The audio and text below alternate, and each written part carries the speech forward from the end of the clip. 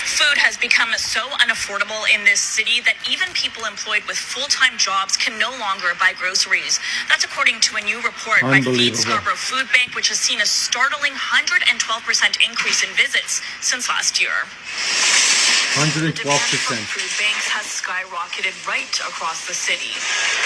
And a new report released by Feed Scarborough is digging into why, uncovering troubling stats. Almost a third of their clients are employed.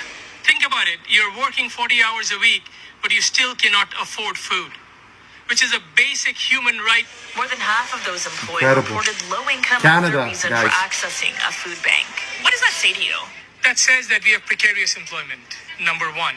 That says that our housing and other expenses are so high that they are often food is somewhere where they compromise. But some don't even have the option to work. 72% of Feed Scarborough clients have been in Canada for less than a year, like Brigitte, who arrived to Canada from Uganda 3 months ago and is still waiting for a work permit. I can't pay the bills. I don't have money. I don't have any income. She can't even work because she's waiting for a piece of paper. Yeah, I'm still surviving. She blames stress and a lack of food for a miscarriage she endured when she first arrived. She's now volunteering at the food bank while she waits. The situations I've passed through, the things I've passed through, have been a lot. And at times I regret, I'm like, why did I live?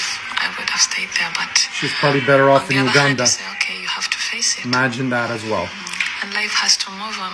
If someone wants to work, they should allow us to work immediately. The report also found 95% of food bank users were not born in Canada, and 89% are living in rental properties. Advocates believe a lack of affordable housing is one of the primary reasons why people need to access food banks, which have become what's being described as a Band-Aid solution. You've got basement apartments here in Scarborough going for $2,000. Median income is something like $39,000 here. It's really, really hard for people to be able to afford living. There's some really hard decisions. Math doesn't add up. Should I pay rent? Should I pay for food on the table? Advocates are calling on all levels of government to address the disparities. We're told no political leaders have responded to this particular report just yet. Imagine having to choose between paying rent or buying food. Well, this is currently happening in Canada, guys. Open your eyes. This is happening in Trudeau's Canada because he's been in power for the last 8 years. You know, him and his party, they don't give a shit about immigrants. To them, all they are is a ticket to get reelected. And I'm so happy that the immigrants are looking at it differently now. Sort of like a revolution against the Liberal Party. Right? Who gives a shit if they can't afford or they don't have access to affordable housing or food? A basic human right. So how does the government, Trudeau's government respond? Let's bring in more. Let's double down. Canada aims to welcome 465,000 new permanent residents in 2023. 485,000 in 2024 and 500,000 in 2025.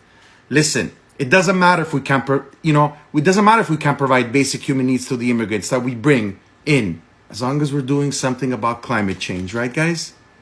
This is Trudeau's Canada.